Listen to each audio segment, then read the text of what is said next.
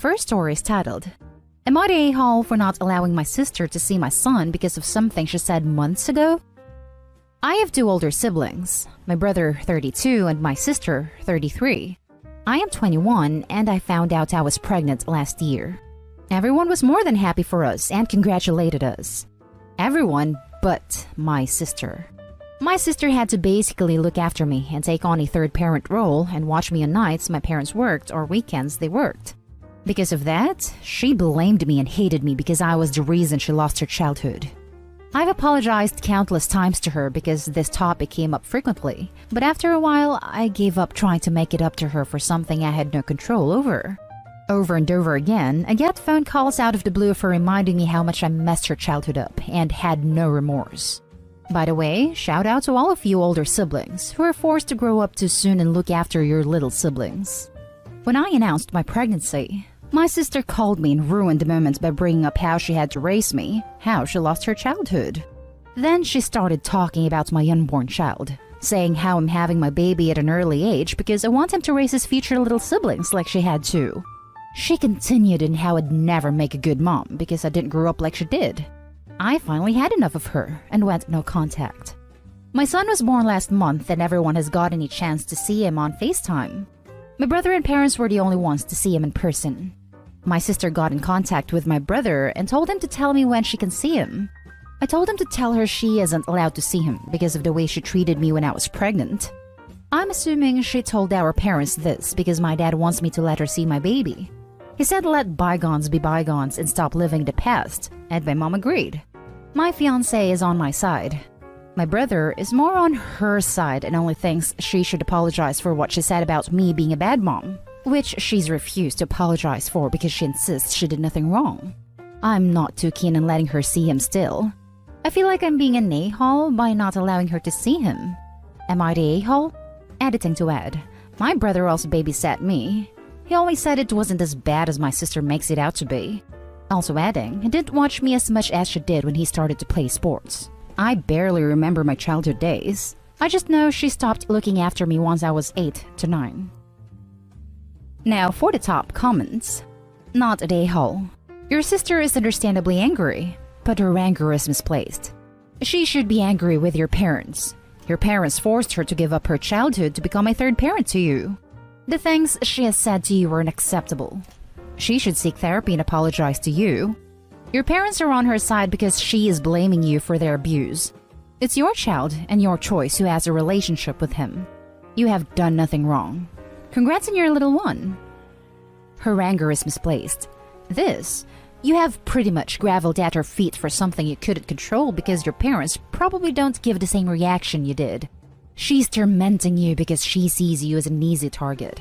Stay strong and don't let her see your child until she either A, sincerely apologizes, no, I'm sorry you feel that way, or B, gets therapy for her issues. Not an a-hole. Edit to add, I would probably go low contact with your parents and brother if they keep pushing the issue. Guarantee the first time they watch your child, she will be right over there taking pictures holding them. Not to mention, her sister seems to spend all her free time harassing her for being born. Where are the parents with the whole let bygones be bygones then? Lol. It's clearly not bygones, but not through any fault of OP's. I agree that parentification is abuse as much as anyone, but she's seriously barking up the wrong tree, and her goal seems to be merely bullying OP and making her feel guilty for being born. I don't know what else she hopes to accomplish with all this nonsense. Not a-hole. Your parents say, let bygones be bygones? They should tell that to your sister, not to you. This. Why are they giving free pass for OP's sister when was angry because OP stole her childhood that was years ago? Even though the parents were the one that parentified the sister. But when OP is angry at her sister for what she said, the parents are like, oh OP, you should just be forgiving about. Terrible parenting. Also, the audacity of the sister for saying she did nothing wrong after harassing OP non-stop. Not an a-hole, OP. Not an a-hole. Let me say it out loud, OP. You are not responsible for ruining her childhood. Your parents are. You are doing the right thing when you don't allow her to see your baby. You are a mother who is protecting her child. Your sister definitely has issues that she should deal with therapy and confrontation with your parents. She wrongly blames all of her issues, anger, resentment, and frustration onto you. Plus, she didn't apologize to you. She thought she was right. So if you allow her again in your life, her behavior toward you won't change at all. Focus on your family and keep people who are supporting you with only positive thoughts/attitude. Let your parents and brother know that they have to respect your no-contact decision. They have to stop pushing you. The family/let the past behind card is BS. Now for the next story. Am I the a-hole for not letting my sister live with me after she said she wouldn't help with my kids? I am a single mother of 2 sons, 4 male and 1 male. 4 male is on a 50-50 custody schedule, while I have 1 male full-time, different setups due to different dads. I live in our parents' old home, which they sold to me. My sister lost her job. She's asked if I'd let her live with me in her old room, starting in March and continuing until she finds a new job and her own place. She would be willing to contribute financially, but due to her current lack of income, it won't be much. The alternative is sleeping in our parents' sofa in their new house. My sister said she felt bad about not contributing, so I said, well, if you want to help out, I could use a hand. She asked what I needed, and I threw out the first thing I thought of, which is taking 4-year-old to his dad's place. It's not hard, but it's time-consuming, so if she wanted to drive him there, that would really help me. She said no, and asked if there was anything else. I said I have a childminder come here for a couple hours on Friday while I run errands, so if she wanted to take over for that, it would save me some money. And she again said no, saying she wanted as little to do with the boys as possible. I then said she can't have no interaction with my kids at all. They live here, and she said that she doesn't like kids, so she doesn't want to deal with them. I asked her what she'd do if there was an emergency and I needed her to do something child-related as one-off, and she said that clearly that wouldn't be an issue because I've been doing fine by myself so far, and that my girlfriend, ex, or our parents could help. I then said that as none of those people live with me, I would like to know that in an emergency I could rely on her as she would be the other adult in the house, particularly as 4-year-old has been to A&D a few times recently. I made clear that I wouldn't take the piss, but in an emergency situation, I need to know that she'd help me. She said that I could rely on her, just not for kid stuff.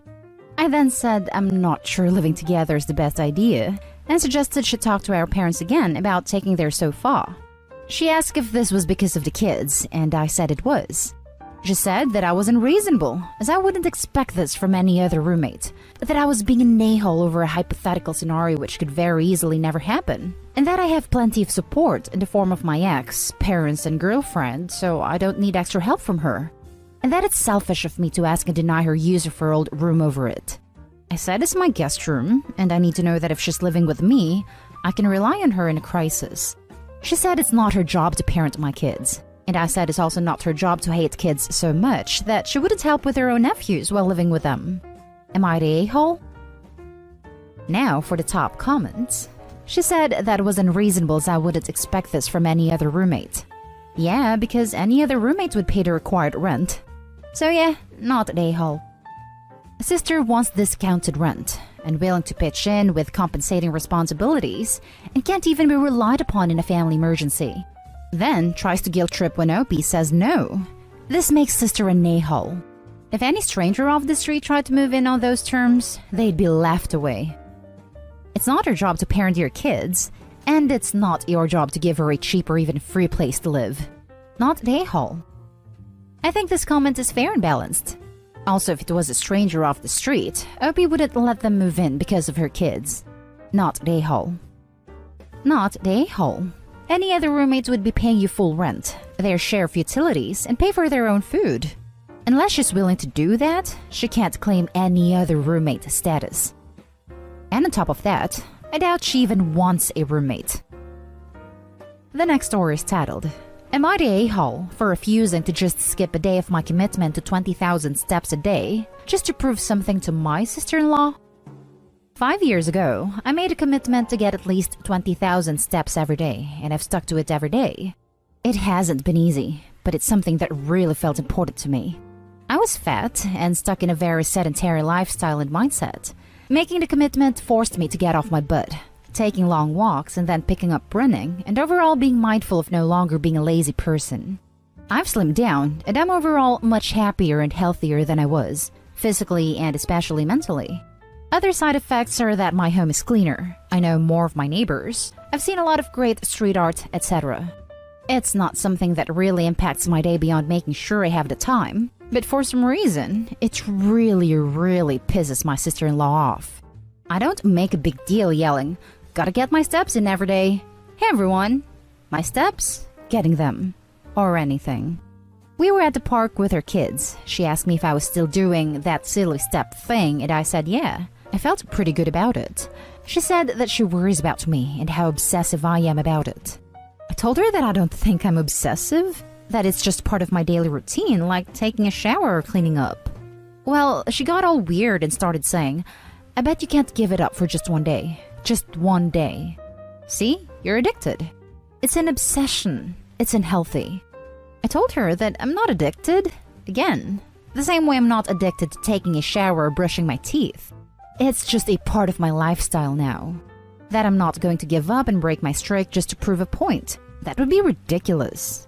I suggested maybe she could join me and try it for a few days, and she went off saying that I was calling her fat. She went around pestering everyone in the family to challenge myself by taking a day off. She switched her tune, and is now trying to guilt me by telling me it's setting a bad, unrealistic expectation for my nieces and nephews. I think that's ridiculous, and obviously if I'm doing it, it's not unrealistic. Her biggest complaint is that, for the past few holiday meals we've had together, I make a big show of getting up and taking a walk afterwards, like I'm trying to prove something to someone. I told her that's pretty common, and that some families go on runs together in the morning for Thanksgiving or take a hike. She told me that I was effectively shaming everyone because they wanted to relax. I think that's ridiculous, but she insists that it's insulting to everyone and makes me an obsessed a-hole. Am I the a-hole? I think it's worth adding that my sister-in-law isn't fat. At least I don't see her as fat or overweight or anything. Also, I don't have an eating disorder and I'm not replacing one addiction with another, so please stop projecting that onto me. You people are trying to come up with these insane hypotheticals to try to gotcha me, because for some reason you want me to have an eating disorder. So let me clarify one last time, and I won't be acknowledging any comments insinuating that I need to reflect or whatever. I do not have an eating disorder. I do not have an exercise addiction. So now that we have that out of the way, time for the top comments. Not the a-hole. Beyond the fact that is your body and your choice, your sister-in-law needs to mind her own damn business. If anything, you're setting a good example to the kids. It's a healthy and low-impact way of exercise. Not the a-hole. You do realize you're the one who's decided to launch a full-out campaign against me, literally putting one foot in front of the other, right? I don't know what your issue here is, but I refuse to make it mine, so drop the subject, please. If she won't, then just reiterate that you're not discussing this with her, and block/mute/make alternate socializing plans, or be prepared to leave if she starts in as necessary. This is 100% about her insecurities, which is why she is accusing you of doing this to judge others, rather than because it is good for you. Not the a-hole. She got all weird and started saying, "I bet you can't give it up for just one day. Just one day. See? You're addicted. It's an obsession. It's unhealthy. Maybe she should go a day without drinking any fluids. I bet she can't give that up for just one day. She's addicted." Now for the last story. Am I the a-hole for not wanting my sister at my wedding? I'm a 20-year-old female from the UK who got engaged a year ago. My husband-to-be is amazing, and his family's also accepted me without any issues. The problem is my family.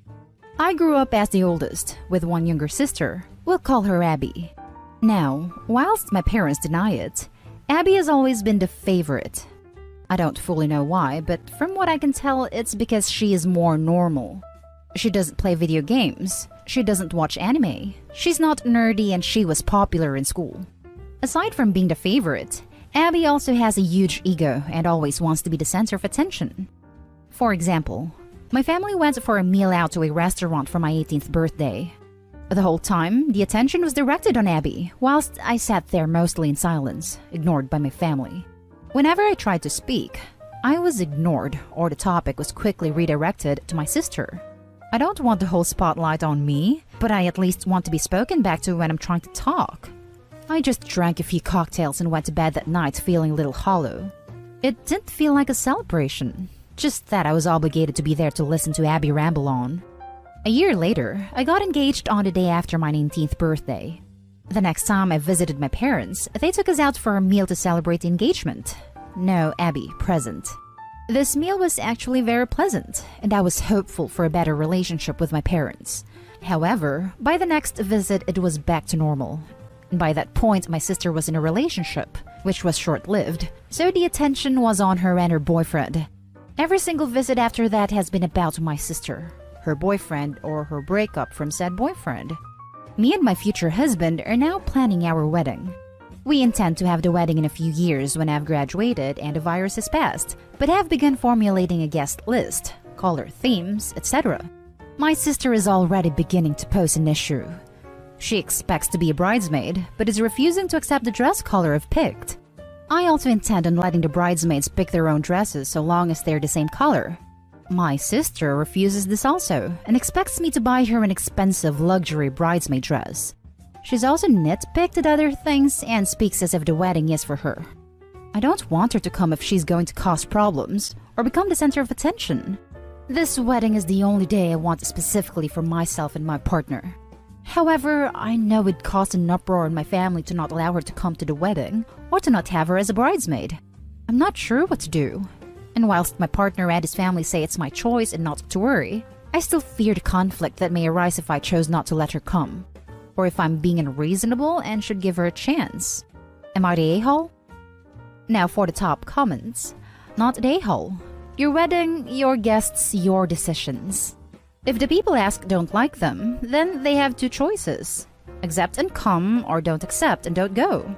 It's very simple. I would explain what you want. And if she doesn't want to join in, then explain she wants to be a bridesmaid and can just be a guest and sit with everyone else. Or not come. I'll keep that in mind. Thank you for your response. It's not easy where family is concerned. My wedding was just me, my missus, and two friends. We didn't invite family as they had started to interfere and it was getting bigger than we wanted. My mother-in-law never said congratulations and has always been a bit funny about it to me. But my wife enjoyed the wedding, which is the main thing in my opinion. Yeah, I just want it to be amazing for my partner and I and to splurge a little on the honeymoon. However, are using it as an opportunity to invite overseas friends to join us. We never wanted to have a big wedding and won't go near to my max limit of guests. And all our friends are introverted and only louder and open when with people they're close to. My sister is the outlier. And that's the end of this video, folks. As always, leave a comment and hit like and subscribe. And if you want more of this content, turn your notification on to get updated on the latest videos. And I'll catch you in the next one. Stay safe.